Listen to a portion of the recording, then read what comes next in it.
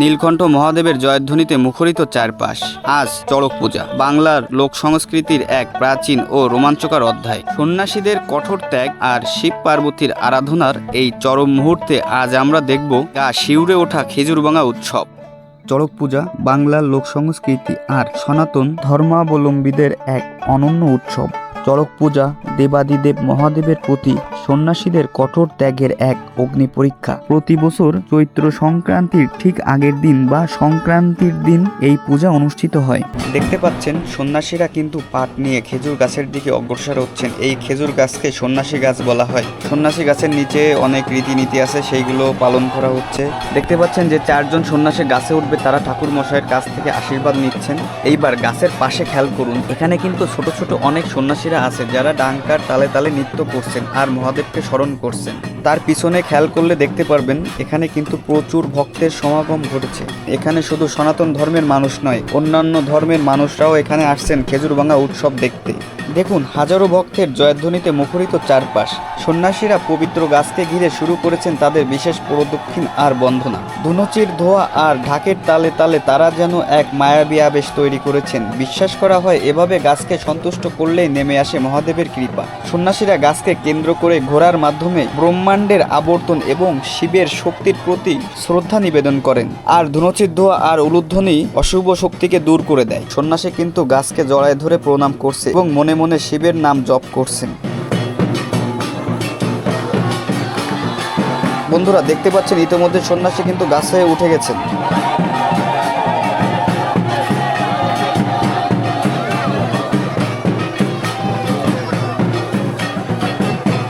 খেজুর গাছে ওঠা কিন্তু খুবই কঠিন একটা কাজ। সাধারণ মানুষের পক্ষে এটা কখনোই করা সম্ভব না। এটা শুধুমাত্র মহাদেবের ভক্তরাই পারে।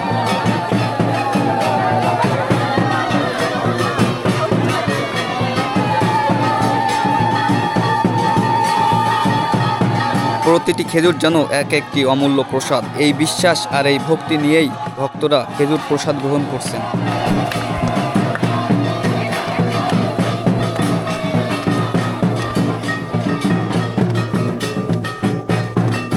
ঢাকের তালে তালে সন্ন্যাসীদের এই উদ্দাম নৃত্যকে বলা হয় মাতন। দীর্ঘ 1 মাসের কঠোর ব্রত শেষে সন্ন্যাসীরা আজ উন্মত্ত। তাদের চোখে মুখে ক্লান্তির লেশমাত্র নেই, আছে শুধু ভোলানাথের প্রতি অটুট বিশ্বাস।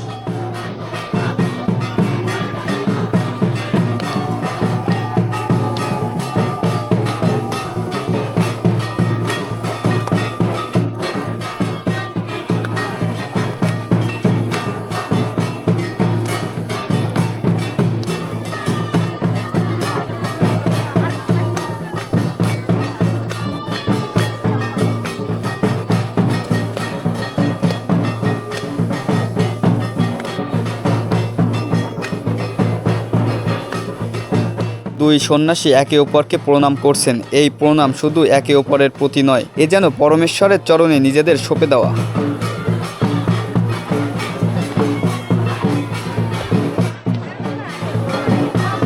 দেখুন তাদের অদম্য সাহস। এক হাতে গাছের ডাল আঁকড়ে ধরে কিভাবে মাতন দিচ্ছে দুইজনে।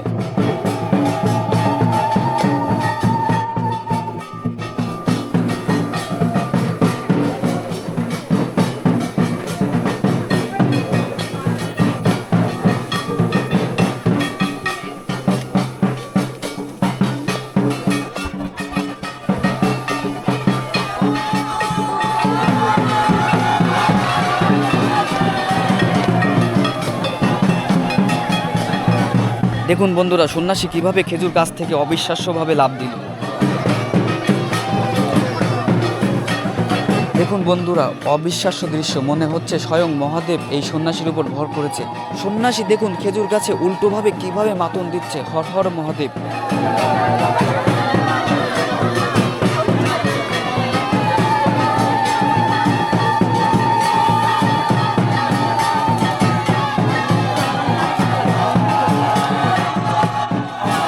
এই মাতম যেন অপশক্তির বিনাশ আর শুদ্ধির প্রতীক।